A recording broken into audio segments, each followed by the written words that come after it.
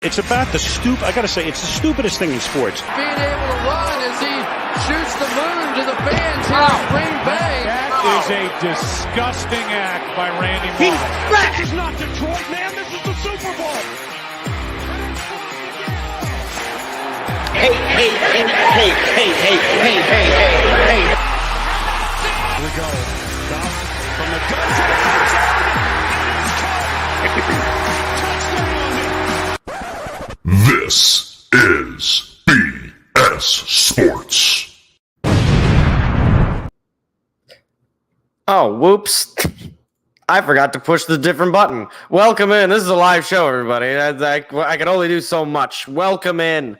Welcome in on a Tuesday evening after what has been one of the saddest weekends of sports for me for a myriad of reasons, which we will get into. The Lions fall to the Cowboys in a absolutely brutal loss. We'll get into that immediately.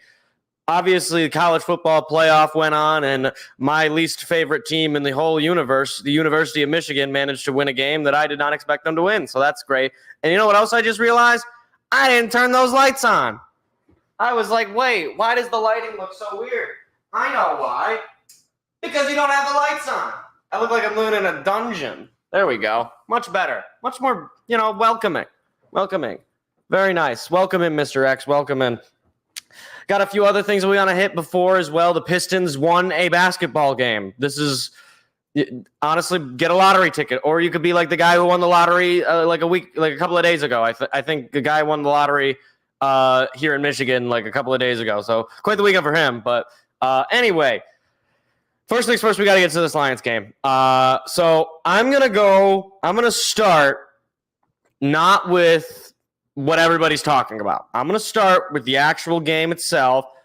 And this is a game where the Lions had multiple opportunities on offense to finish this game, to put the Cowboys away, and they did not do it.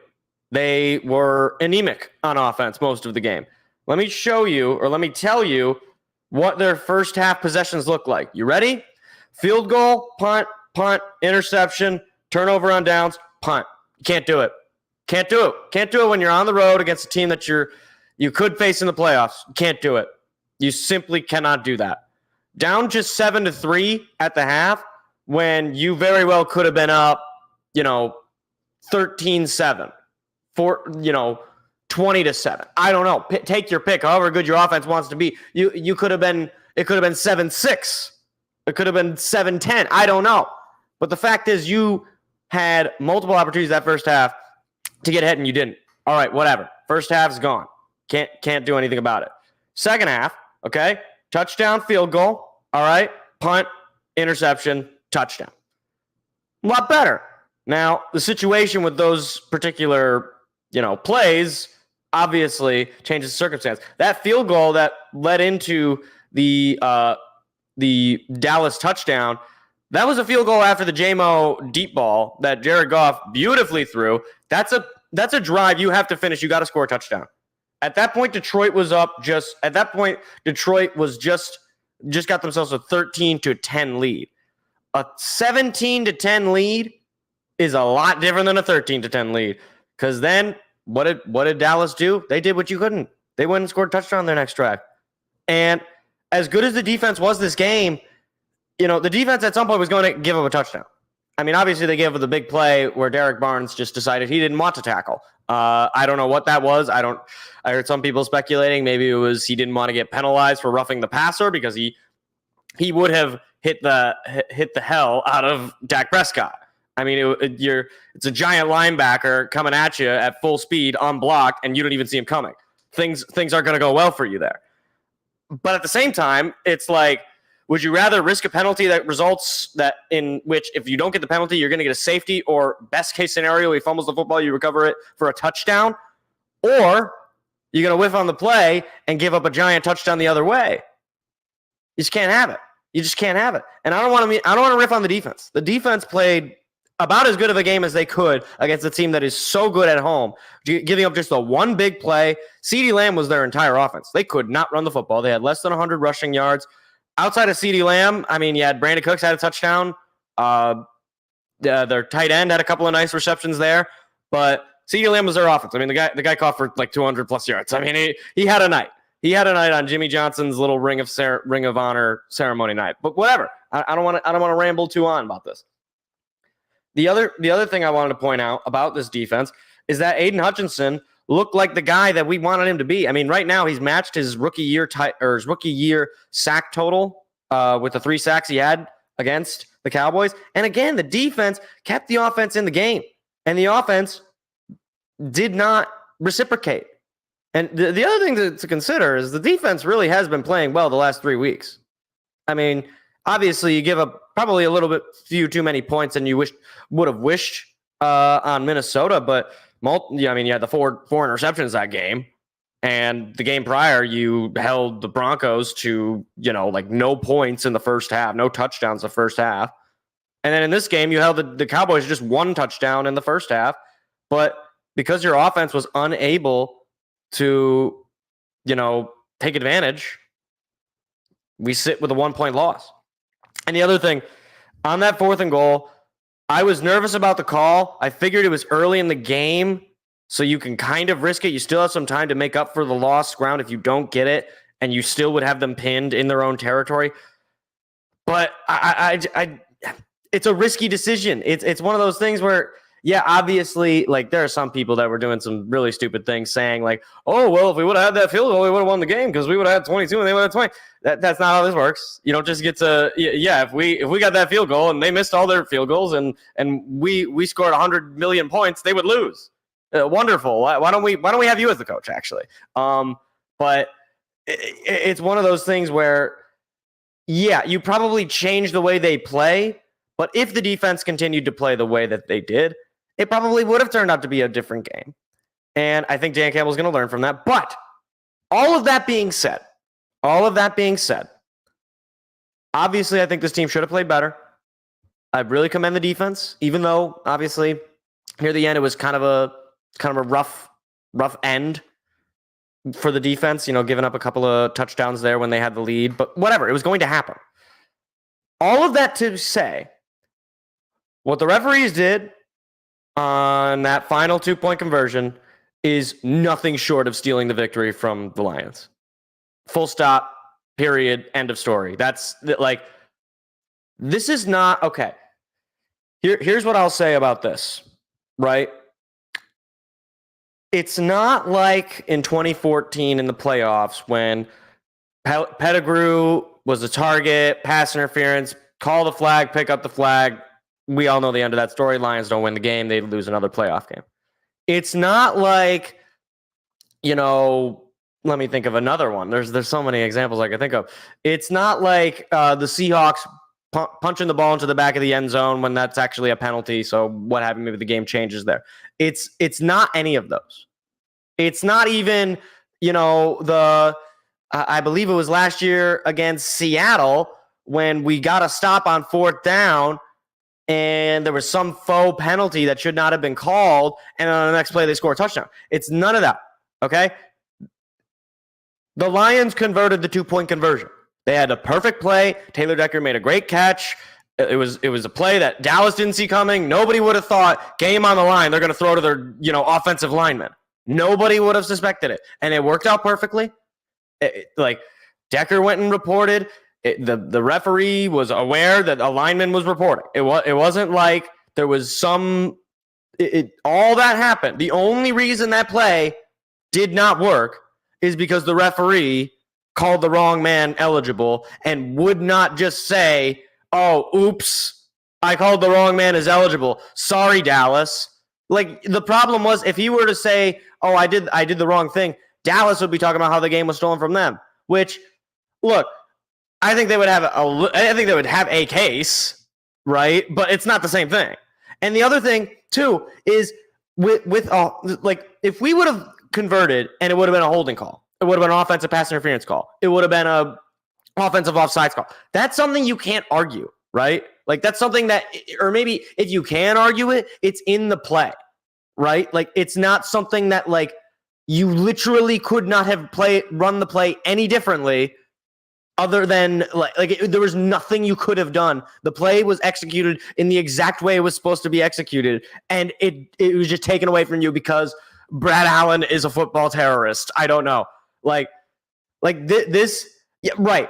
This is to watch the pressers after games. I almost never do this because I pretty much have no interest in that, and I usually pick up on it from social media or just regular media and what have you. But I was just like, okay, what do they have to say for themselves? Because all I knew at that point was illegal touching. Taylor Decker didn't report. What happened? So I'm listening to Dan Campbell, and he explains something that I actually, full disclosure, I didn't know this. They went over the plays with the referees before the game. Apparently, this is something they do. I genuinely did not know this. This is not me being facetious. I straight up did not know that this was a thing that they do in the NFL, where they go over, if we're in this situation, we might use this play. So be aware of it, right? And that's exactly what they did. And they know what the play is. They know, okay, this guy is going to report as eligible. Be aware. And again, you look at the replay. It's not like Taylor Decker was 100 feet off and was like, hey, ref, I'm eligible. And he doesn't even see who he is. Taylor Decker was like a foot in front of him. If you watch the video, it's him and I think a couple of other O-linemen who were reporting as eligible, including Dan Skipper, who was running onto the field, who we actually called as eligible for I don't know how. And Dan Campbell also explained, he's like, oh, well, the ref said that Skipper reported as eligible.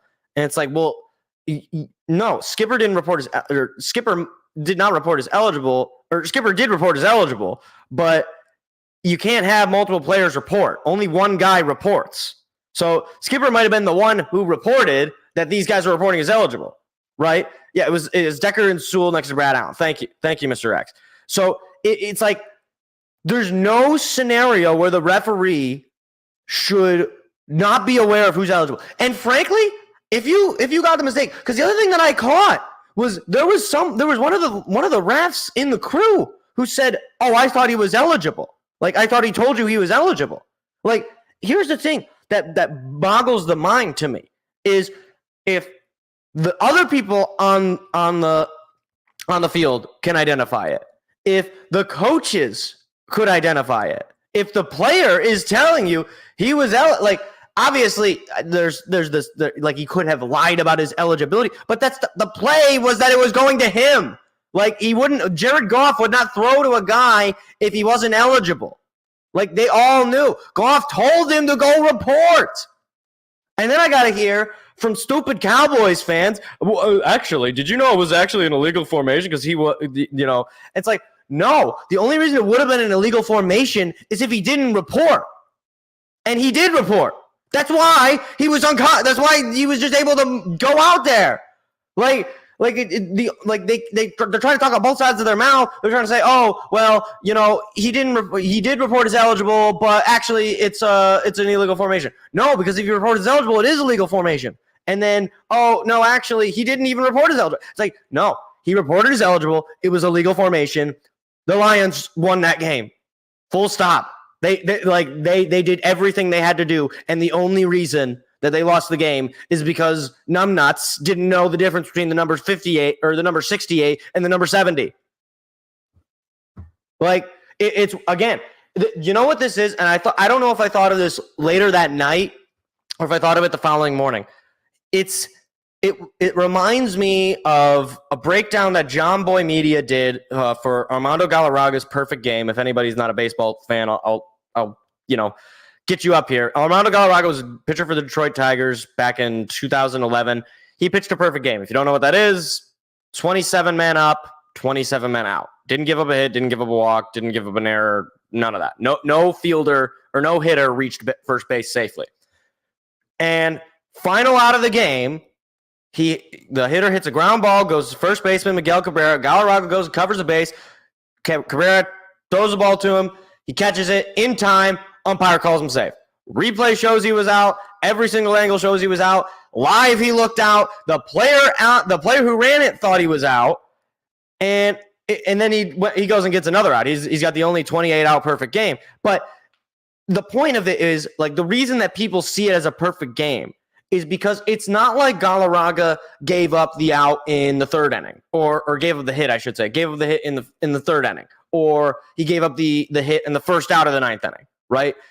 It's the same thing here. It's not like the penalty happened with 5 minutes left in the fourth. It's not like the penalty happened at the half. It's not like the penalty happened, when we were at our own 25. The penalty happened after we completed the drive and after we successfully came back. And it was a penalty that is not an on-the-field penalty. It is a penalty, basically, that is dependent on whether or not the refs identify you at this point. That's what it seems to be. I mean, like if you are not identifiable, if you do not tell the ref, hi, my name is Taylor Decker, I went to The Ohio State University, and I will be reporting as eligible, and the ball will be going to me. And the explanation, which is amazing, it's absolutely amazing to me. Is they're like, well, actually, the Lions, it was very confusing, and you really just tricked the refs. We're so stupid that in order for your trick plays to operate, we have to be able to understand them. It's like, dude, have you never heard of an lineman serving as like an eligible receiver in a red zone situation? We used this kind of play last year when we played the Vikings and Penei Sewell caught the game-winning catch. Like, this is not like Dan Campbell and Ben Johnson's offense is known for doing this sort of thing. We've had multiple plays where Dan Skipper has reported as eligible simply as like just a complete distraction for the defense because they know that we have thrown to offensive linemen before. And this time we actually did. And again, the only reason it doesn't count is because numbnuts, the human referee, decided he didn't know the difference between 68 and 70. Like, that's it. And don't even give me, watching it live, I didn't hear the number, okay? Like, it's not like Dallas was cheated somehow because, they didn't hear, what the number was anyway, so it would have been unfair. And second, first of all, I don't give a crap if it's unfair. Welcome to the world of sports. How about you don't give up a final minute touchdown after you've held the lead with 2 minutes to go? How about you ice the game on fourth down in our territory instead of kicking a field goal like an idiot? Like Mike McCarthy's stupidity bails him out, but when Dan Campbell does the right thing, he gets penalized. So, yeah. Here's a note here. I just want to clarify as well. Mr. X pointed this out. Also, multiple linemen can report as eligible, which is straight up incorrect from the ref explanation. Thank you, Mr. X. Thank you. Very, very informative stuff. And look, again, you want to talk about the game? Yeah, Jared Goff didn't have a great game. Couple of turnovers. That second turnover could have iced the game. Defense played out of its mind. Derek Barnes' mistake very well shifted the momentum of the game. Lions offense needs to be better if they want to win in the playoffs. Certainly if they want to win on the road in the playoffs. And, as the days have gone by, I have appreciated the moving on from it, from the coaching staff, from the players. I think it was on Monday or maybe it must have been Monday's press conference after Dan Campbell's like, all right, we're done with it. We are on to Minnesota. And that's the right approach because the second seed is still on the table. Dallas and Philadelphia have to go and lose next week, but you don't control your destiny in so much as you have to have them lose, but you still got to go out and do your job. You still got to go out and win. And frankly, I had this team winning 12 games. I don't want to be wrong. I don't want to be wrong. At this point, it seems like Chauncey Gardner-Johnson is going to be playing on Sunday. That's going to be a huge boost for the defense. You also have Aleem McNeil. He's going to be playing more than likely. Another huge boost for the defense. And that's the other thing. This defense was playing this well the last 3 weeks without Aleem McNeil, who has been excellent up the middle. You still can't run on this defense. Like, for all the hate Aaron Glenn has gotten, his defense is really good against the run. And, yeah, he's not great at scheming sometimes. He gives up a lot of, bad third downs. But he certainly doesn't let you run on him. If you're going to beat him, you're going to beat him in the air. And, look, that's how you got to do it sometimes. And it nearly worked, and it frankly should have worked. Like, that's the thing. I shouldn't be talking about, the fact that our offense looked anemic in the first half. I shouldn't have to talk about that. I shouldn't be talking about how, J-Mo left the game hurt. I didn't even talk about that, but he did. He's going to be fine. It's not a big deal. I just want to point that out. I should be talking about the fact that J-Mo had a huge play.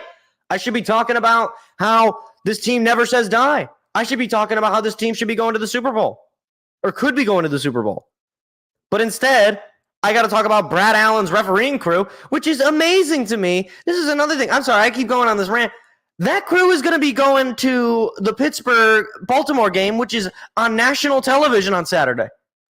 So much for the demotion, Raj. Goodness gracious. Exactly. Like the Cowboys, who are absolutely amazing at home on offense, held them to half of the average that they have at home, including the fact that they had one touchdown in the first half, and it was a touchdown they frankly shouldn't have even had. Like that's the amazing thing. There's a world where the Lions shut out the Cowboys offense for an entire half.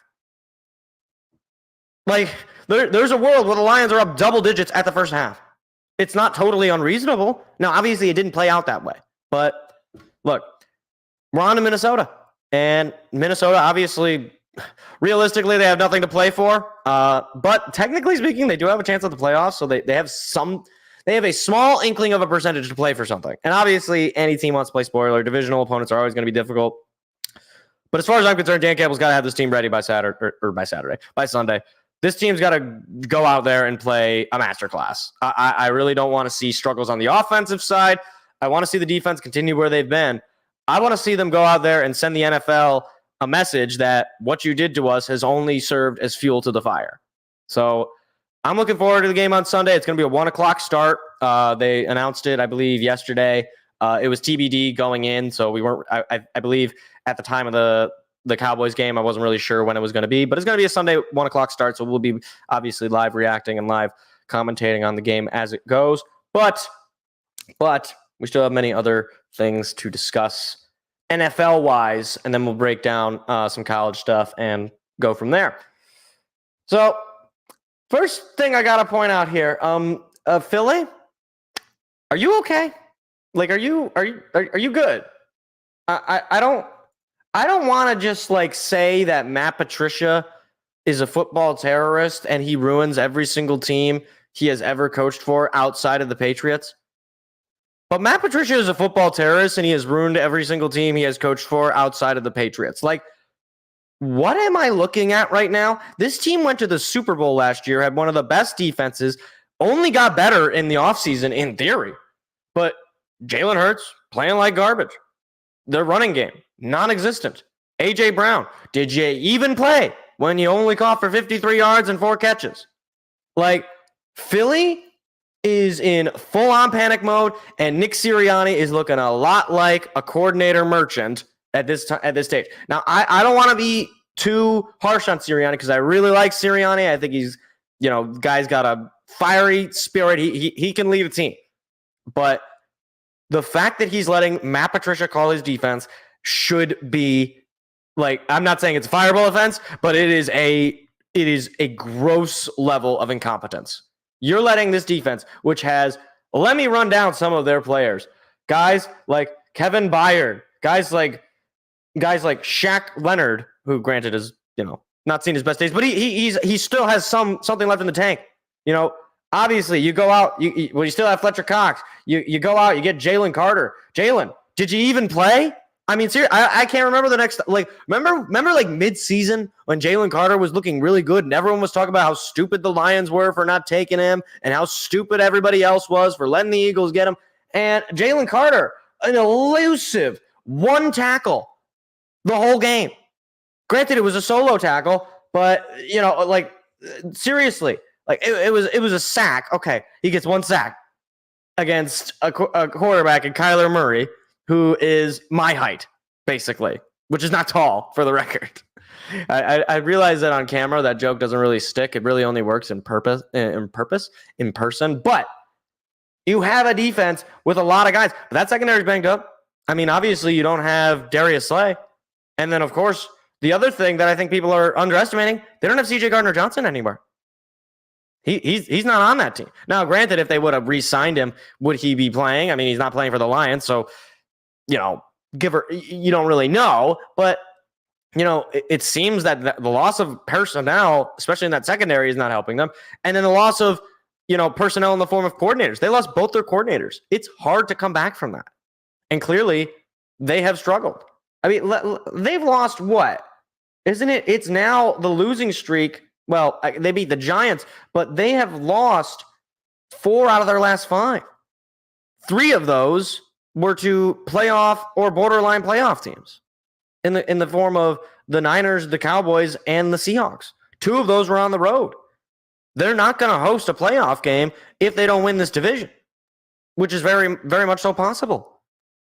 They're going to play the Giants on the road. And I'm not saying they're going to lose that game. I really don't think they will. The Giants gave them a ran for their money in their home. Weird things happen in the NFL. I'll just leave it at that. And as far as the Cardinals, it's one of those things where I think they got the right coach. I think Jonathan Gannon is kind of their guy. They seem to be rallying around him. They got a lot of problems in Arizona, but they remind me a little bit of the Lions a couple of years ago. They're a team that they can score some points if they get going. And they don't have all the pieces, no. And their quarterback at that point was pretty much written off. Coming off of the injury, I don't think anybody thought anything of Kyler Murray. They were just like, oh, well, Caleb Williams, he doesn't want to play for Arizona. Well, I don't think Caleb Williams is going to be playing for Arizona because I don't think a new quarterback is going to be playing for Arizona next year. I think they have their guy, or at least they think they have their guy. So, I don't know. I think if the Cardinals, if they build it the right way, which it's Arizona, they are not exactly the most historically successful franchise in the NFL, but if they build it the right way, they could be a scary team in the NFC. That's for sure. Although, unfortunately for them, they're stuck in a pretty tough division, so they're going to have to do it really, really right, or else it's going to come back and bite them. So. And then up next, I wanted to briefly talk about this because it was something of a story.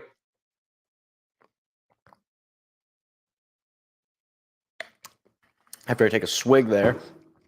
The Bears, they got themselves the first overall pick. They have secured it not through any losing of their own, but via what could be one of the great steals of the last couple of years in trades. In that Carolina Panthers trade. Let me go ahead and pull up the draft order for right now on Tankathon really quick. So the Bears secure that first overall pick thanks to the Panthers' 2-14 record on the season. Now, I want to pull up their mock draft just because it gives me a good idea of the kind of things they're looking for. My question about this is, for the Bears, is if they end up sticking with Justin Fields. I mean, here's the thing.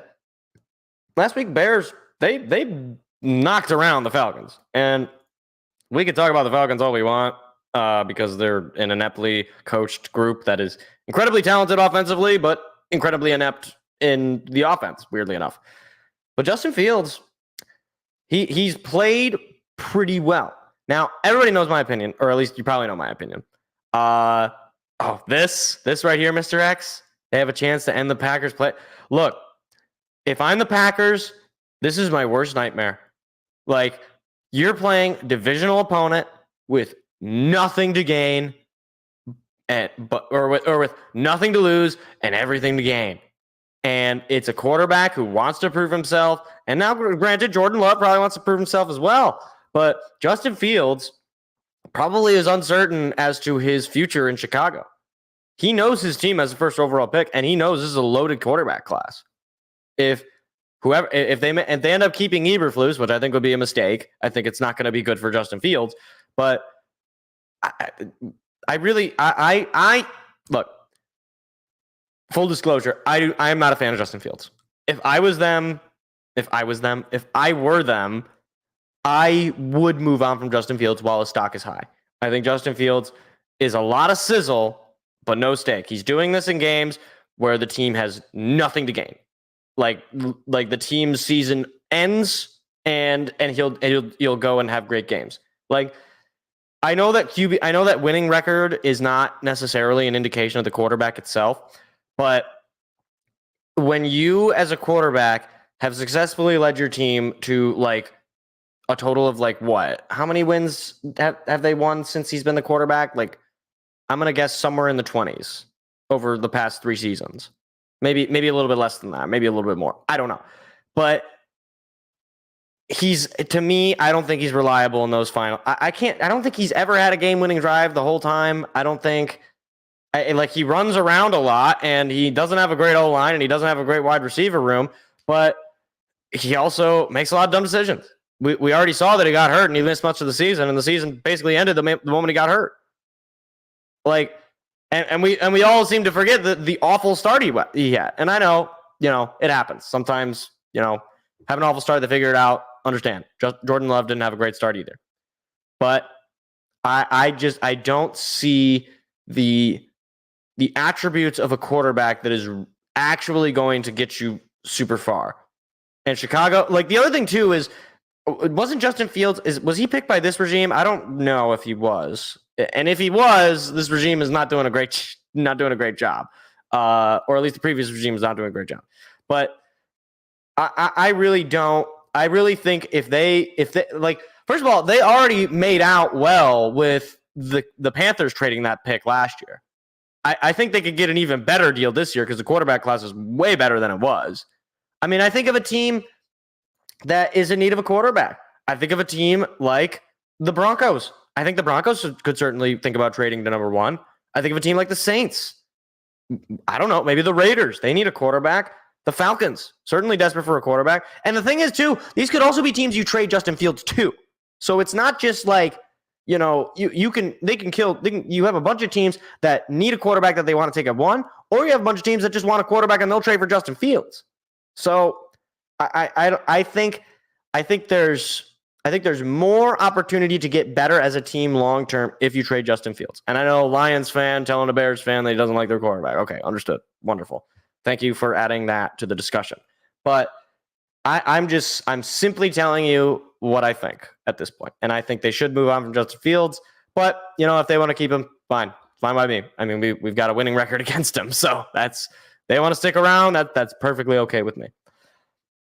Up next, we got a couple more stories. Well, 2 more stories, including this one, and then we're going to look at the playoff picture.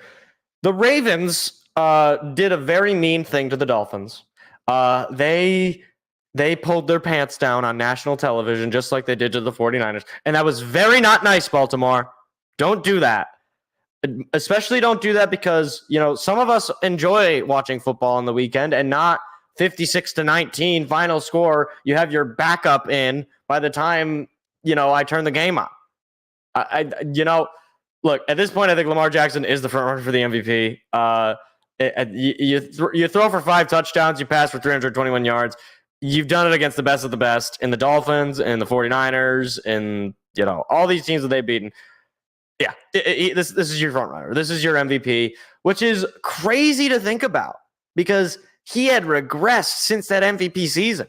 You really thought, maybe his best years were behind him, due to injury or due to just not perform.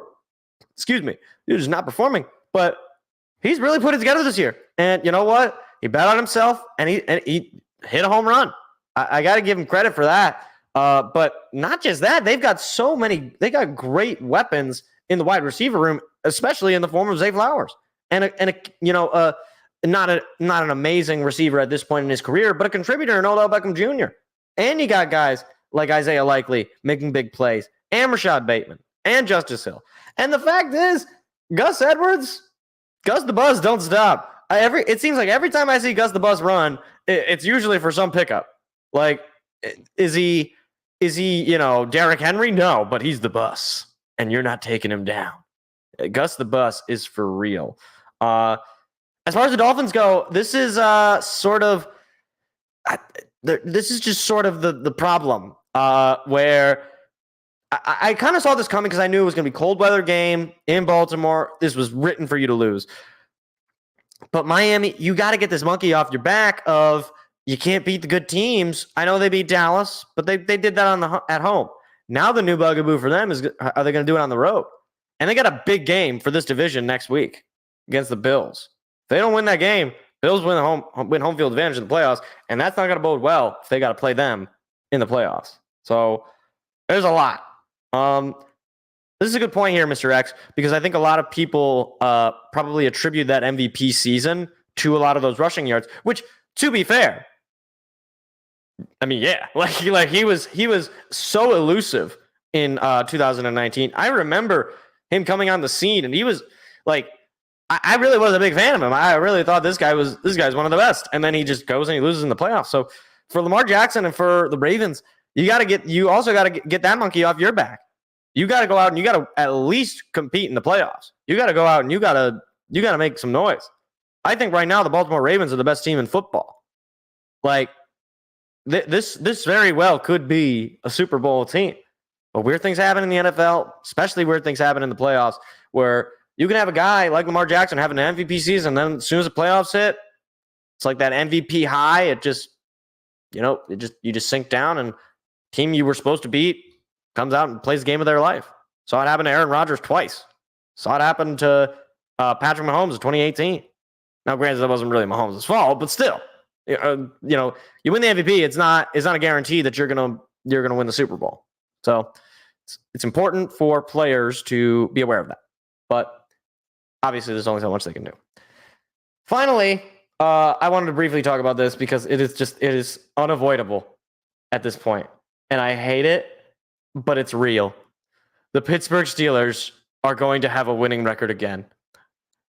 Dread it, run from it, but you will never avoid a Pittsburgh Steelers Mike Tomlin winning season. I don't know what he did to do this. He beat a very solid Seahawks team that's coached incredibly well, and he did it fairly soundly. I mean, like, they were up at the half 17-14.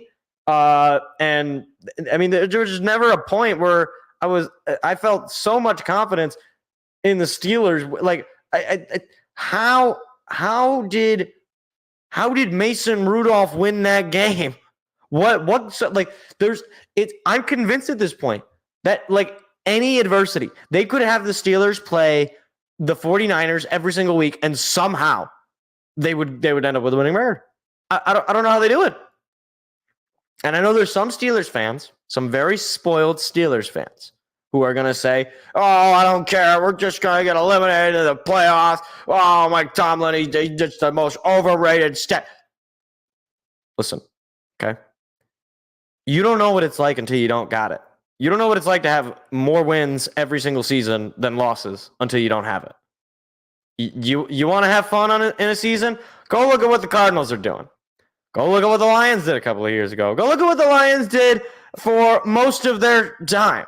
Go look at the Browns. Go look at the Bengals before Joe Burrow.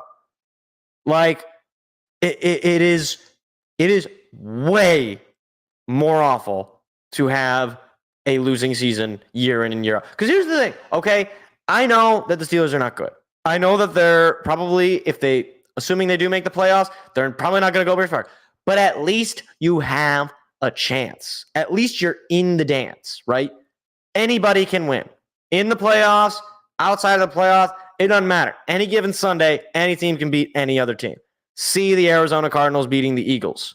See the Carolina Panthers beating the Falcons. Like it happens. And for the Steelers, yeah. Would it probably help you to just completely sell off all your pieces and go into a full-fledged rebuild? Actually, maybe. But you take a huge risk if you get the wrong general manager, if you get the wrong coach. It's not going to work out. I mean, again, it was a risk when the Lions went ahead and traded Matthew Stafford. Now, at this point, I think the risk is sort of paid off. Brad Holmes has done a fine job building the team, but there's no guarantees in the NFL.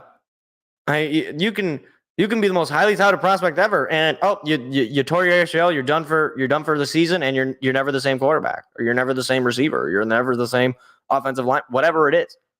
So I don't know if Kenny Pickett is their guy. I don't know if Mason Rudolph has suddenly had a career revival. I think they probably will be in the market for a quarterback potentially in this draft. But this is a franchise that knows not losing. And that is something that you should treasure if you're a fan, frankly. But with that, I want to move along to a slightly different thing. Just because we're going into the final week, I wanted to go ahead and take a look at the final standings as we see it, the final playoff picture. as we see it, and this is not loading for some reason. Come on, what are we doing? There we go. Okay. I had to refresh the page. Yeah, right, exactly. This is another one. The risk we took, we fired Jim Caldwell, and probably 1 week into Matt Patricia, we were like, hey, is Jim still available? Like, I'm just, maybe we could bring him. Clearly, it wasn't Jim Caldwell's fault, right? And the thing was, you do that, if you're going to do that, it's got to pay off, right? You fire, I think of different sport, but same principle. Bulls fired, I don't remember the guy's name, but they hire Phil Jackson. Certainly that one paid off, right? I don't know if you know much about sports history, but yeah, that team was pretty good. But anyways, playoff picture, here we go. So there are 5 teams in the NFC that have clinched the play. Or let's start with the AFC, actually. We'll do the NFC because that's where the lines are. So there are 4 teams in the AFC that have clinched. We have the Baltimore Ravens. They clinched their division, so they're. I think they also clinched the number 1 seed. Yeah, they did. They definitely did. Then you have the Dolphins, who also clinched. I don't think. Let me see. Yeah, they have not clinched their division yet, because if they lose to the Bills, they will not have that division. So they've clinched a spot, haven't clinched their division yet. So they're not sure they're going to host it. The Chiefs, they have clinched their division, so they will host a home playoff game. No problem with them. And the Browns are the lone wild card clinch. So obviously they're not going to win their division because the Baltimore Ravens already won their division. Of these 4 teams, I'd say in order of fear, this is going to sound, bear with me, okay? In order of fear, probably put the Ravens, followed by the Browns, followed by the Dolphins, followed by the Chiefs, which is amazing considering the Chiefs are the Super Bowl defending champions. But the Chiefs, they don't look right.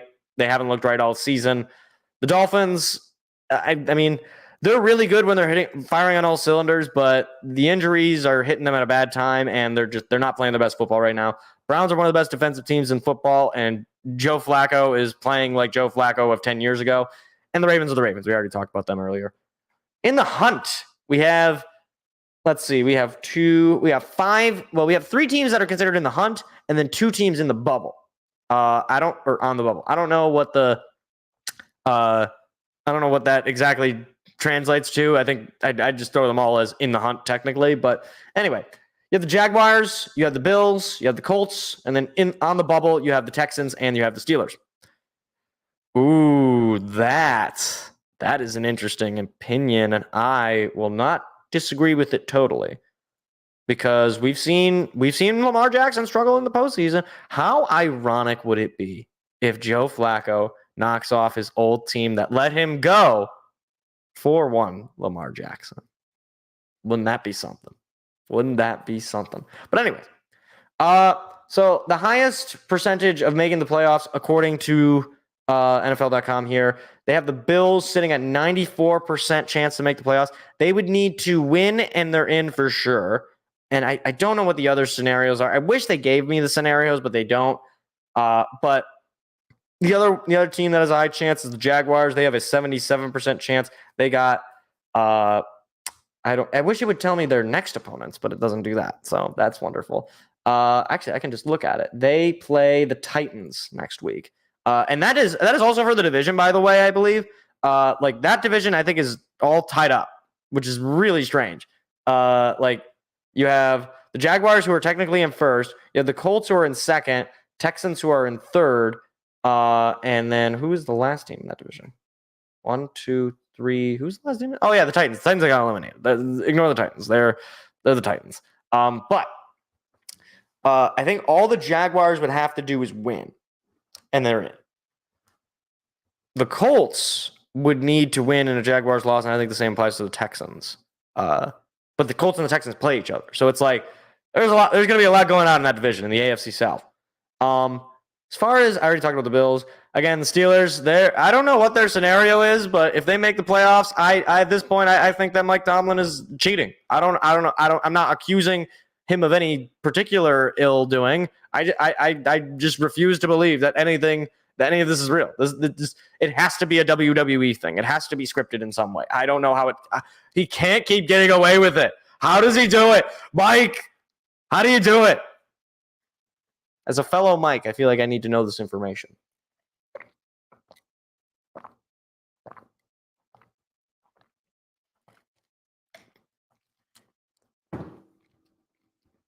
All right, moving on to the NFC. So the NFC has a lot more clinched teams. You have the 49ers clinched. You have the Cowboys clinched. You have the Lions clinched. You have the Eagles clinched. And you have the Rams who just clinched. So of these 5 teams, I think this is probably much harder.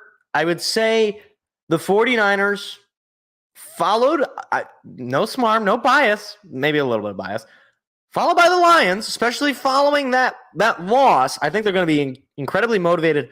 Then followed by the Rams, who are a scary, well-coached, high offense type team that knows how to win in the postseason. Followed by probably the Cowboys and the Eagles. I mean, the Eagles, I don't know what is happening with them. They're just falling as far down as one can. But I believe the matchup would be the Lions would play the Rams. I want to say that's the case. Could be wrong. But either way, that's sort of my order of things as far as fear. Now, looking in the hunt, and then as well on the bubble, we have, and I don't know if there's like some sort of smudge on my monitor. It's bothering me, but I'll just ignore it just because I'm just such a great guy. I'm going to ignore it. Anyways, the Buccaneers still alive somehow. They have a 69% probability of making the playoffs. I believe they win and they're in. That division still has not been locked up in hysterical fashion. The neither Southern divisions are very good. It's kind of ironic given that like in college football, traditionally it's seen as like the Southern teams are really good. And meanwhile in the pros, it's just not good. It's not ideal. Not great, Bob. Not great. Meanwhile, the Green Bay Packers making it interesting as well. They got a 60% chance of making the playoffs. They're obviously second in the division. Then they got the Bears. They win and they're in. I know that for a fact. So no pressure, Green Bay. But Justin Fields is not an easy guy to tackle, and that defense has struggled before. So, well, this will be the one and only time I'll root for the Bears. So if you lose, Chicago, if you lose, you'll be hearing from me. I could play either the Rams or the Packers as the 3 seed. Okay. And that obviously depends on what goes on this weekend. So, for sure. Meanwhile, on the bubble teams, we have the Seahawks, the Saints, the Vikings, and the Falcons. Now, I want to just briefly talk about the Vikings because they are sitting at a 3% chance to make the playoffs. This team does not have a quarterback. And yet, going into the final week of the season, with the best case scenario for them finishing 1 game below 500, could make the playoffs. NFL is undefeated. I'm sorry. I mean, like, that's hilarious to me. Like, I know some people will look at it as like, oh my gosh, how stupid is it? The Vikings, they're season. No, this is funny. Okay. We're allowing a team that has quite literally lost. They have lost more games than they have won. And they have more of a chance to make the playoffs than the Steelers, who have a chance to, or will finish with the winning record. Now, granted, those two things are, statistically speaking, the Steelers have a better chance. But still, it's just funny to me. Meanwhile, you also have the Saints. I think basically Saints, who do they play? Is it the Buccaneers? No, the Buccaneers play the Panthers. And the Saints play where's the Saints? I'm looking at our pick'em and I can't find the Saints. Where are the Saints? Oh, they play the Falcons. So if let me take a look at the standings as well. So they're second in the NFC South. So they need the Buccaneers to lose and they need to win. So there's a lot going on there. But yeah, I mean, here's the thing: is there's usually always one division that's bad. It's weird that both of the bad divisions, when you usually only have really one division that's like this bad, it's weird that they're both in the South. That just is strange to me. But again, Seahawks, I don't know what the scenarios are for them. They need to win for sure, but they probably need some help as well. Obviously, if you're on the bubble, they're definitely need some help. And then the Falcons, they have a 10% chance. They might as well have a negative 10% chance because hoping on the Falcons to do anything right is just a losing error. And the thing is, the Saints, who have a winning record, they have a higher chance. They need to win that game. Obviously, if you're the Falcons, you're hoping you win. You keep yourself alive somehow. That's not gonna happen. It's not gonna happen. Probably. Watch, the Falcons are gonna make the playoffs, and this clip is gonna be, oh, look at how stupid Mike is. He doesn't know anything.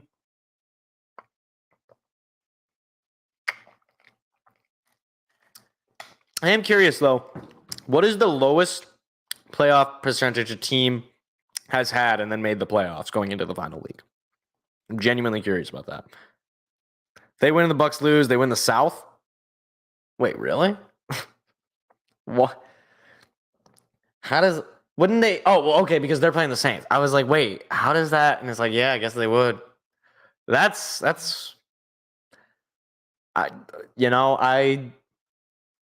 I guess the Buccaneers would have to have the loss of a century and lose to the Panthers, which, God bless them. The Panthers are actually playing for nothing because they don't have their first round pick. Seahawks need a win and a Packers loss. Okay, so there's the reason that these other teams, the scenario is they need the teams that are higher above them to finish the job, so to speak. So, yeah, but a lot of crazy things going into Week 18. It's going to be fun. It's going to be exciting. Going to be a lot of games to watch just for seeding myself.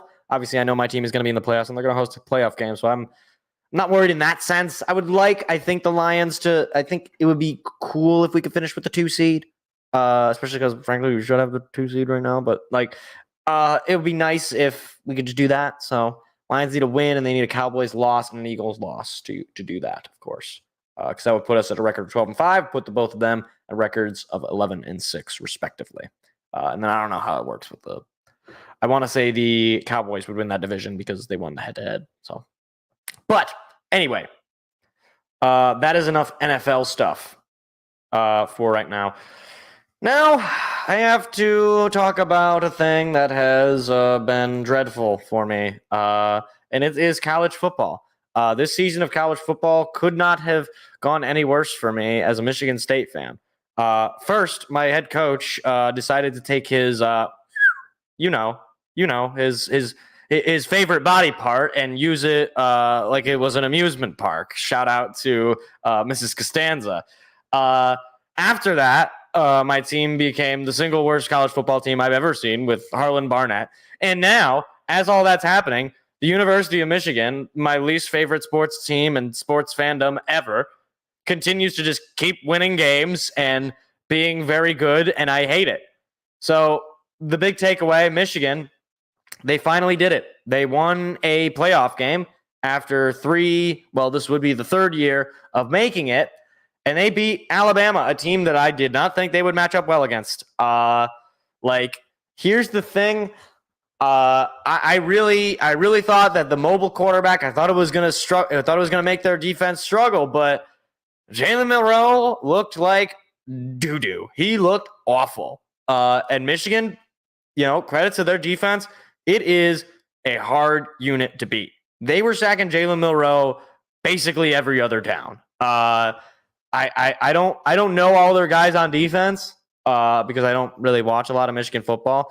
And I will say this, there's a lot of guys that are going to be playing on Sunday on that defense. On that defensive line, in that secondary.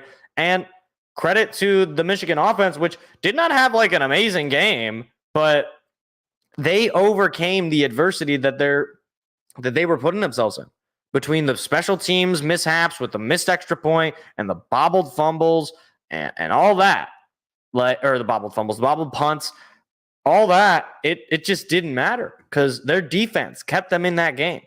As far as I see this is a defensive victory for Michigan. J.J. McCarthy, he had 3 touchdowns. He only threw for 221 yards. He threw for less than 30 times. he was obviously a factor in them winning. I don't know that I agree with him getting the MVP. I think that should have gone to Blake Corum, frankly. Blake Corum, who is like the only player on Michigan that I like sort of like. I mean, I guess I don't. Let me make it clear. I don't hate any of these guys. I hate the fans. And I think sometimes the fans overrate some of these guys.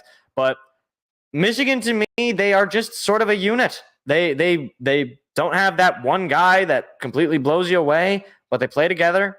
They play hard, and they're hard to beat. I think at this point, as much as it pains me, they're my team. They're not my team, but they're the team that I think is going to win the national championship come next week. I like Washington. I love Michael Penix. I saw him firsthand murder my football team, but I don't think that they can do what they do on offense when you got all of these cats on defense about ready to take your head off. Like, I just don't see it happening. Now, as far as the game itself, it was quite the nail biter, I would say. Alabama had the lead late. They were up 13 to or 20 to 13. Very late into that game. They scored 10 points in that fourth quarter and they did not win. Like that to me is, you had a game won and you blew it. You blew it. And it's so unusual for me to have to say that about Nick Saban when these are the kinds of games that he wins. And again, I went into this. You can go back and watch some of the tape going into when the playoffs were set.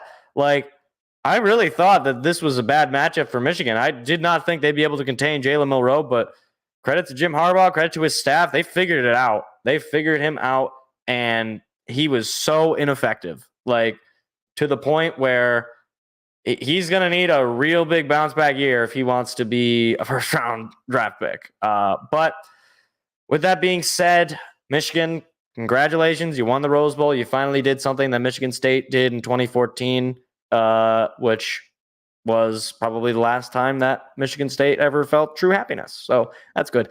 But outside of that, you also have the opposing team. You have Washington battling over Texas. Now, I will say I was right about this. I didn't think Texas was going to win this game because since that Kansas State game, a game they really should have lost, I just didn't trust Texas. Not that they weren't a good team. There's just something about them that just rubbed me the wrong way. And turns out Michael Penix is a really good quarterback. I was looking at some of the mock drafts. The fact that they don't have Michael Penix going in the first round is ridiculous. Michael Penix is one of the best quarterbacks out of this class. He threw for 430 yards, had a couple of touchdowns. He had 2 receivers with over 100 receiving yards. Now, the thing is, for Michigan, this is not going to be easy. You're going to have, for the first time, I would say probably the best offense you've had to face. Now, obviously, it makes sense. It's the national championship game. You're going to play the best team. But how you respond to that is going to tell the whole story of this Michigan team. And as far as Texas, you're bringing Quinn Ewers back. So you got something to build on. I don't think it's all gloom and doom for Texas. Obviously, moving into the SEC is going to be a bit of a challenge, I think, as opposed to the Big 12. So we'll see how they respond to that. But I mean, to Washington's credit, or for Washington's sake, they're going to be moving into the Big 10. That's going to offer its own challenges as well. So, yeah.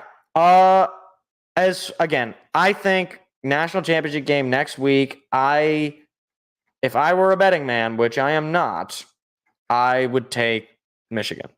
I think that they're a more complete team.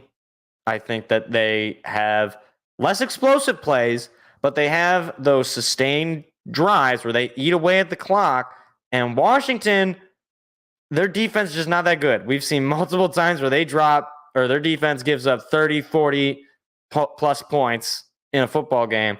And look, Michigan does not have the most amazing offense ever, but if they get you in a dogfight, if they get you in the mud, if they're sacking Michael Penix, if Michael Penix can't, move around in the pocket, if he doesn't have time to throw those deep shots to, Odunze or any of these other guys, he's going to struggle. And I think this game could go one of two ways. It could be a kind of low-scoring, close game that Michigan pulls away, or Washington could just have their way, and it could be a complete shootout. If Michigan is not scoring, Washington will win 100-0. I think those are basically the two scenarios that I could see happening. Now, obviously, as the week goes, potentially things could change as teams practice and, what have you. But I really don't anticipate anything massively changing going into this game. I don't know what the betting lines are. I guess I could look. What is it? If it's been set yet. It has not been set. Or no, it has been set. It has Michigan at -4.5. So they have Michigan as 5-point underdogs, right? Or wait. No. Right? I don't remember how those things work. I don't remember how that works. Michigan is 5-point favorites. Not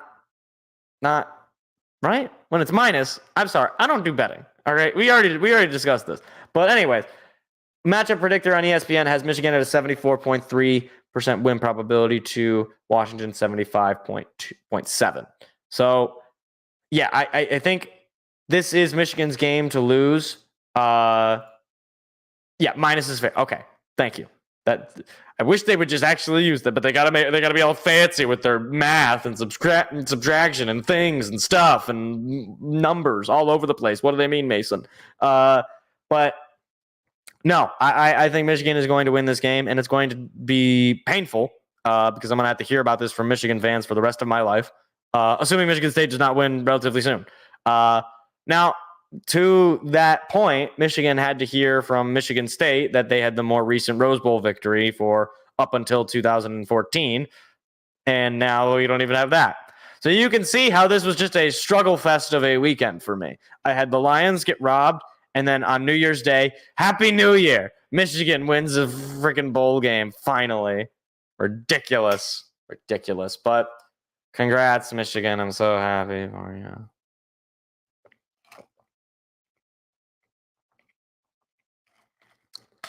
But go Dogs. Go Dogs. Obviously. Come on. There were some Michigan State fans. I don't know if you're in that camp, Mr. X, where I saw I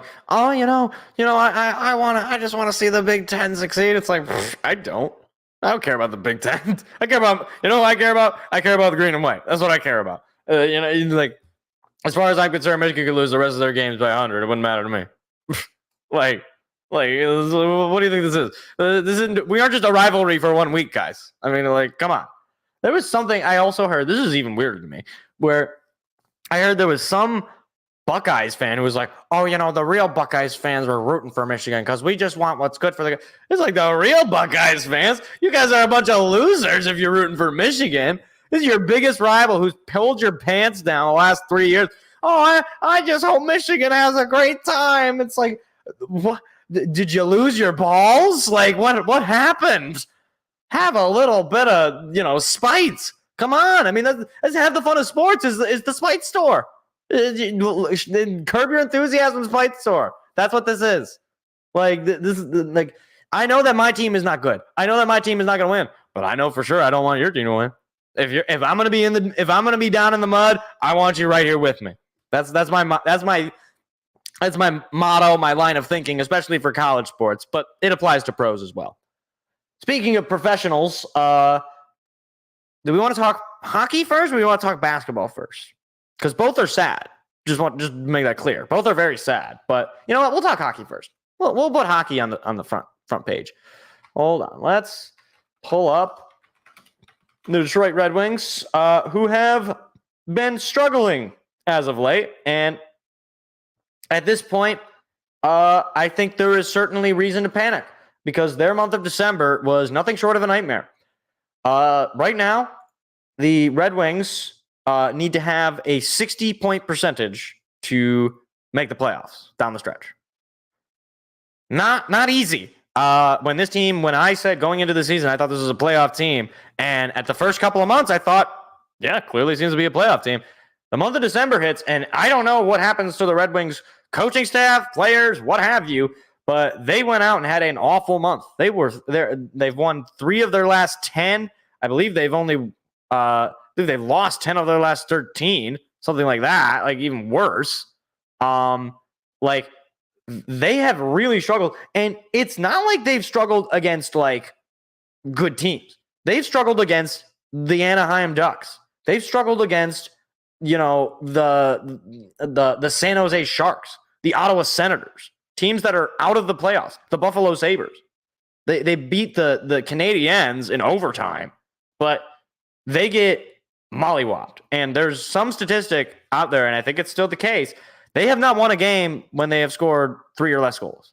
Like they're 0 for something or other. Like they've gotten some points, they've gotten some overtimes, but that is not real. Like that is not, you cannot play an entire season like that. Now, to be fair, there are a few games where they would have won had they only scored 3 goals, but it still would not change the fact that they have not won a game scoring just 3 goals.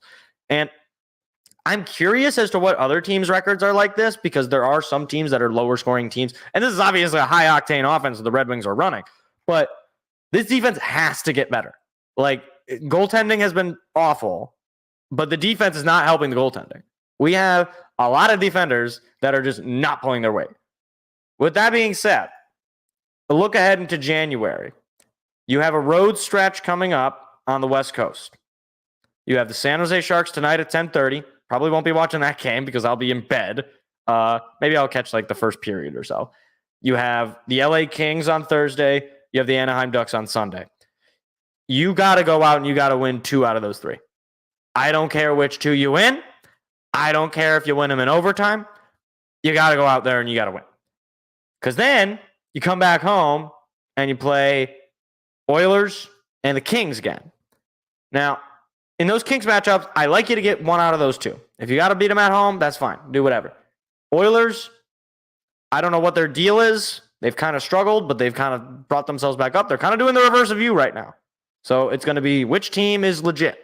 And unfortunately, one team has the best hockey player on their team, and the other is the Detroit Red Wings. So that's a tough spot to be in. But wait, there's more. The rest of the month is a nightmare, to say the least. You have a road stretch against the Leafs, against the Panthers, and against the Hurricanes, all playoff teams. Following that, you have a home stretch against the Lightning, the Stars, the Flyers, the Golden Knights, and ending with the Senators. All but one of those are playoff teams. You want to be legit? You want to be a playoff team? You got to have a winning record this month. Unfortunately, the way the goaltending has been, the way the defense has been, I don't think it's going to happen. And again, they need a 60-point percentage down the stretch in order to make the playoffs, assuming, all these other things line up the way they do. That's not a great situation to be in. And if I'm Derek Lalonde, frankly, I got to be shaking in my boots. If I'm Steve Yzerman, am I shaking in my boots? Probably not, just because I don't know that there's anything that Steve Yzerman has done super poorly other than the fact that, the defensive unit that he has built over the past 4 years is not good.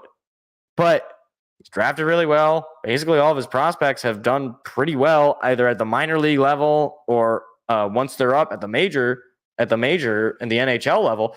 So it's like, it's not a Steve Yzerman draft fault, but it just, at a certain point, you got to start thinking, what are we actually building towards? Like, when are we going to take that step forward? And I really thought it was going to be this year. And you'd also think with the additions of DeBrincat and Kane and, Compher and Gostisbehere and all these offensive players, you'd think that this was, in Steve Yzerman's mind, this is time to make the playoffs. This is time to push to make the playoffs. And look, you can still make moves at the trade deadline. You can still do things. You can still add to this team. We have plenty of depth and pieces that we can move to make the team better. But as it stands, you're looking down, an 18-headed Hydra, and you're going to have to come away with your life intact here. So good luck, Percy Jackson. But we'll move along then to the other team in the city, the Detroit Pistons. They won a game. They did it. And then they went last night and they lost in a blowout fashion to the Houston Rockets. Like, they went right back to where they started. But credit to them, I guess. They won a basketball game. A statistical probability every time they lost a game, the odds of them winning the next one sort of went up in the sense that there's just no way that you could actually lose this many games in a row. Now, the only thing I will say is I kind of wish that they would have lost. I just, there's a sick part of me that's like, I wanted to see how many losses in a row would take to fire someone. And apparently, according to Tom Gores, you can lose 28 in a row, 29. I think that would have been 29, or that would have been 28. No, they lost 28 in a row, right? I'm like looking it up. Detroit Pistons losing streak. Let's see. 28 games. I'm sorry. Their win caused the line that, this is a point, Mr. X. This is something that I pointed out to one of my friends. I said, since the Pistons won, what has happened to me? Okay. The Lions lose. Michigan wins and goes to the national championship. Somebody's probably died, right? Like statistically, that's sort of like a guarantee. What's going to happen next?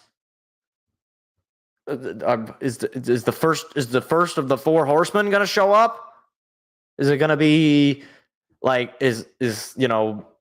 I'm just thinking of awful scenarios. Like, okay, they haven't affected the Tigers yet. Is Scott Harris going to be caught with his pants down in downtown Detroit? Literally.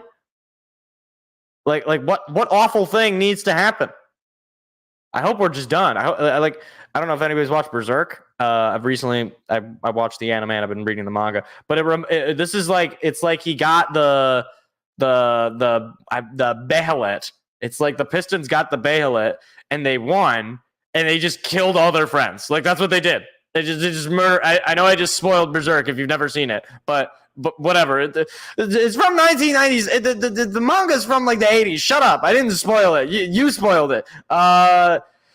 Whatever. Hopefully nobody has watched Berserk and also watches the show, but whatever. I literally just realized that it's like the biggest spoil. Whatever. Shut up. Anyways, that's what the Pistons did. They murdered all their friends. And I don't know if it's some sort of black magic. I don't know what's going on. It's bad things. So they need to go back to losing so that the universe fixes itself. I'm begging you, Detroit. I'm begging you, Pistons. Just go back to losing. So I don't know. Who do they got coming up? Let's take a look. Detroit Pistons schedule. Let's see. I think they play the Jazz next. They have the Utah Jazz tomorrow night, Wednesday. And then they got Golden State. Oh, geez, it's a rough patch. I can't wait for them to play on ESPN. I hope that they're in the midst of another losing streak so that when they play on ESPN, we can hear Sell the Team chants on national television. That's going to be great. Because the thing is, that ESPN game on January the 12th, that is the last time the Pistons will be featured on national television. Because they had the NBA TV game against Boston where they got 28 straight, which probably put them more so on the map than, the other games. Like if you weren't paying attention and you just watched like NBA TV every day, that game was, front and center to you. But the Houston Rockets game, you're going to have a Sarr versus Amen again, the rematch. But yeah, so looking forward to that game. Looking forward to Sell the Team chance for that, hopefully. Anyways, Hauser, that is it for the news and the discussion. Because now we have entered the stage that a lot of people have gone to, but they don't come out alive because it's a very scary place. And it is, of course, the picks of the week. Good.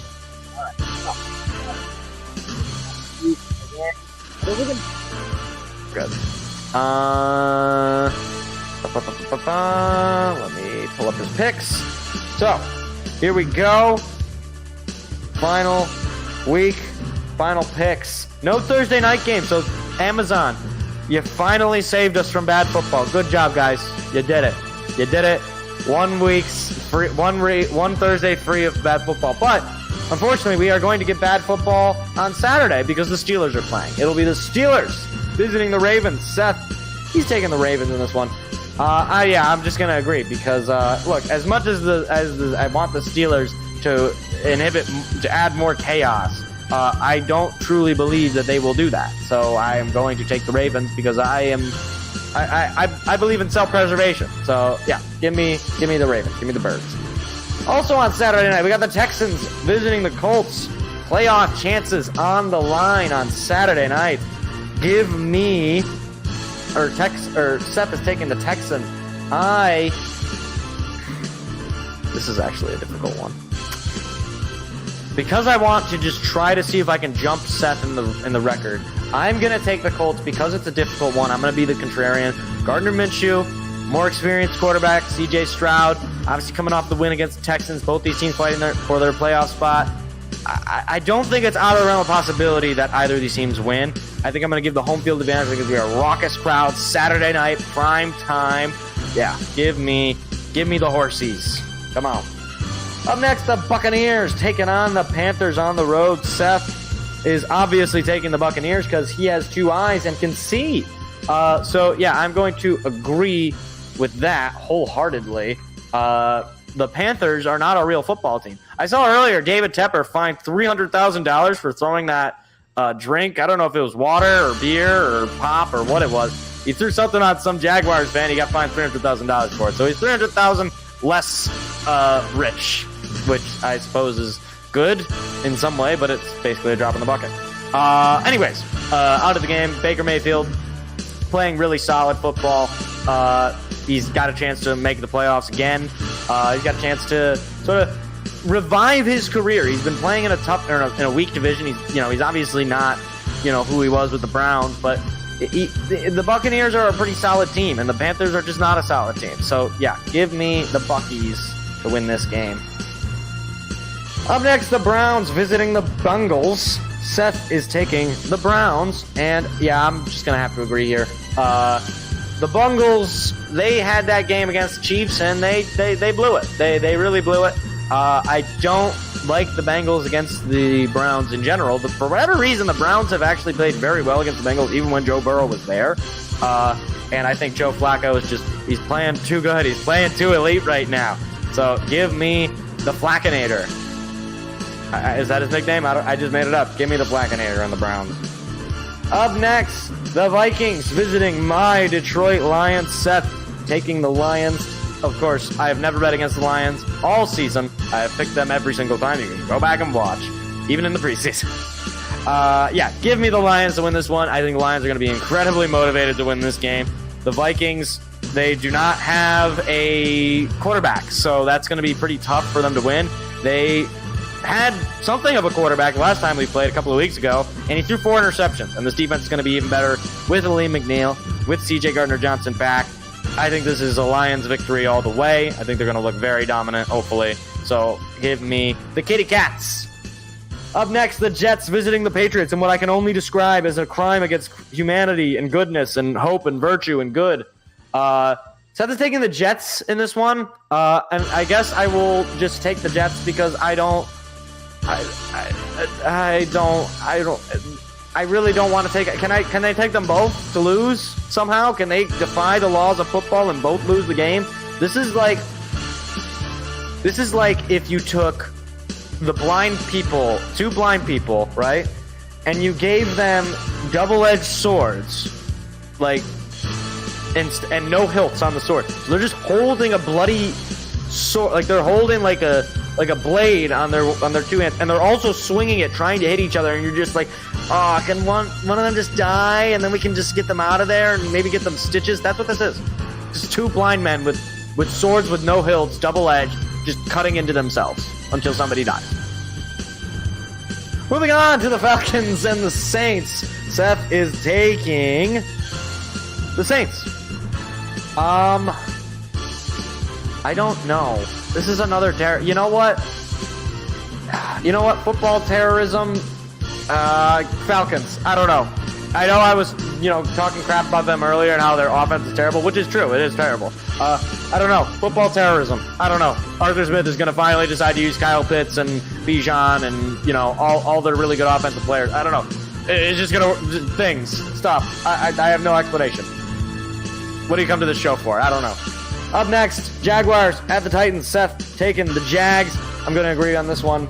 Yeah, the Jags are technically the better team. I don't know if actually they're that much better, but I don't like the Titans' chances at this point. Obviously, they're eliminated from the playoffs. They really don't have much to gain. They might try to be spoiler and keep the Jaguars out of the playoffs, but with Trevor Lawrence coming back, I think it'll probably be a good game for the Jaguars. But I just don't know what I'm going to get every given week from Trevor Lawrence. I don't know. He's becoming a quarterback anomaly, and it's frustrating and sad, especially given how hyped he was coming out of Clemson. Up next, the Seahawks visiting the Cardinals. Little bird matchup here. Seth is taking the Seahawks, the birds of the sea. You know that a Seahawk is not a real thing? Did you know that? It's actually a made-up bird. They're lying to you in Seattle. They spread lies and do terrible things to children, I think, actually. That's not true. That's for the record. I will take the Seahawks as well. I was thinking about this one earlier. Maybe the Cardinals make it interesting. I think it's a little too risky. I think the Seahawks are playing for too much. They're playing for their chance to make the playoffs. The Cardinals are not. And as much as I do like Jonathan Gannon, the coach, I think that Pete Carroll is just a much more experienced head coach. I think this is going to be one of those games where Pete Carroll comes away with the win. They might not make the playoffs, but I think Pete Carroll's going to come away with the win. So give me the birds of the sea. Up next, the Bears visiting the Pack. Seth is taking the Pack, and you know what? This is where I will switch. Where I put my hope in a Packerless playoff for the second consecutive year, I am putting that hope beside reason and evidence. I know the Bears stink, but I also don't really believe that much in the Pack. Give me the Bears. I think Justin Fields is going to run all over that defense. I think he's going to give them a lot of struggles. I know it's not going to be a warm weather game. It's January in Green Bay. It's not a fun time. But I think that there is that distinct possibility that the Bears go out and pull off the upset. Look back the Lions last year doing it to the Bears then, or to the Packers then. So give me the Bears of Chicago. Da Bears. Chiefs at the Chargers. Hold on, wait a minute. I gotta use this drop. Hold on, where is it? Here we are. Oh, that is very quiet. Hold on, let's try that again. Go Chargers, go! That's about as much as they'll do because they are awful. They're terrible. The Chargers are not going to win this game. Seth, he is picking against his own team again. He is in total despair. I agree. I will take the Chiefs as well. The Chargers do not have a quarterback, so that is just no. It's not good. It's not good for LA, and it's not really great for the Chiefs either. If I was them. I would try. I don't know. You could go back and forth whether or not you rest the starters or not. I think there's something to say about benefit and gaining some momentum, getting some rhythm. I think it would be good for the Chiefs to try to figure out in this final week of the regular season, try to get some chemistry, try to figure out how to catch the football. And you're going to be playing against essentially, a team of misfit toys and a team of nobodies in the Chargers. So, yeah, give me the Chiefs. I think they're going to pull off the win here pretty easily. Up next, the Broncos visiting the Raiders. Seth is taking the Broncos to win this game. I'm going to disagree. I'm going to take the Raiders. Again, Raiders are not good. Broncos are not good. Two really bad teams. The Broncos are going to be rocking with Jarrett Stidham. And the Raiders, I've seen them put 60 points on a team. I don't know how it happens. I don't know why. But dread it from it. The Raiders will somehow win a game they're not supposed to win. So, yeah, give me the black and white, the Raiders, to win this game. Eagles at the Giants. Seth is taking the Eagles.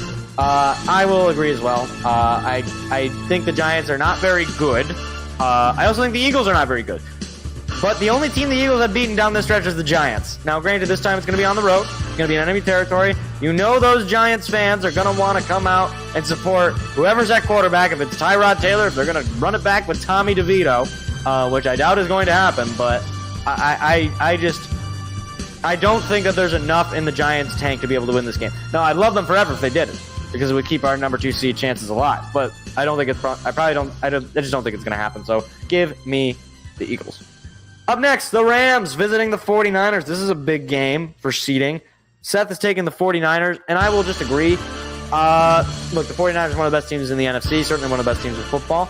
The Rams are a fun team, But it seems like even when they were like really good, like in 21, when they won the Super Bowl, they'd always struggle against the 49ers. I think they went like 1-2 against them, something like that. Like they got swept in the season, and then they beat them in the playoffs. So I don't think the battle for California is going to go well for the Rams here. I think the 49ers are going to get the win here.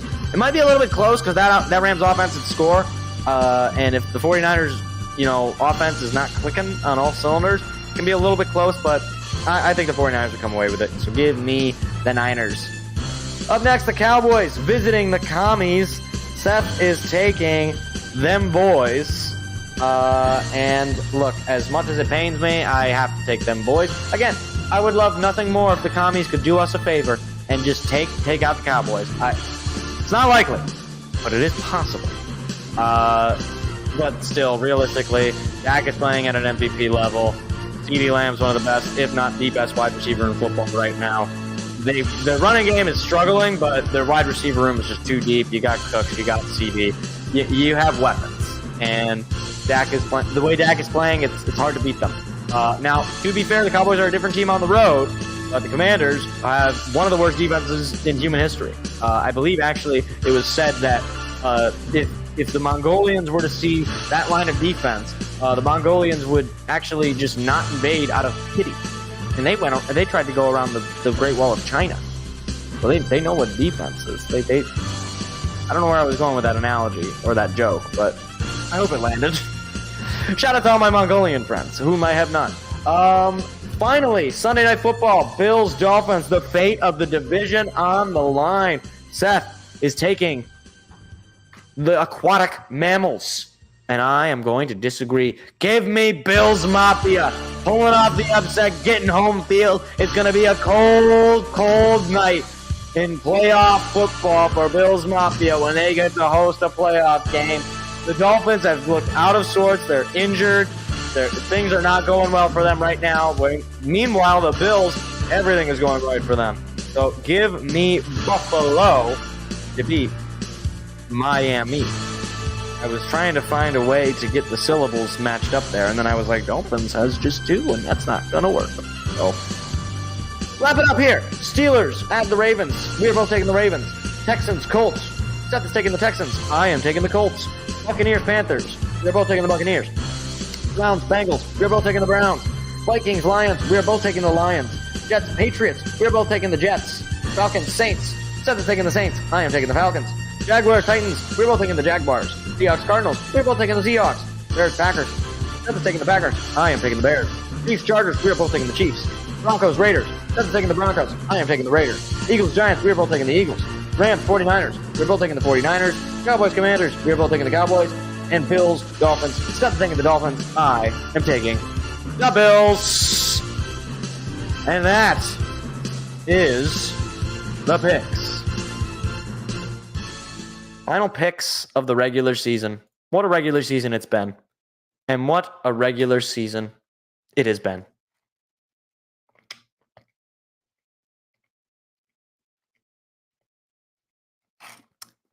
But, and what I thought would be a slightly shorter show, we're actually a little bit longer than the last couple of shows. That is where we're going to wrap it up. So, we will be back this coming Sunday for the final regular season game of the season for the Lions. Live reacting, live commentating. It's a lot of fun. Come out, just chat, and watch as my life slowly slips away as I lose years of my life actually watching football. It's quite the experience, actually. Yeah. So again, we'll be back again next Tuesday, breaking down everything. We'll have the national champion in college football will be decided. We'll have the full playoff picture in the NFL, and hopefully the Red Wings will not have completely fallen off favor. That would be a bad sign of things to come. But appreciate you coming out. Appreciate all people for hanging out, just chatting. Shout out Mr. X. So that's going to do it for tonight's show. Hope everybody has a great rest of your night, and see you Sunday for hopefully a Lions victory. Here we go. See you later, guys. Bye.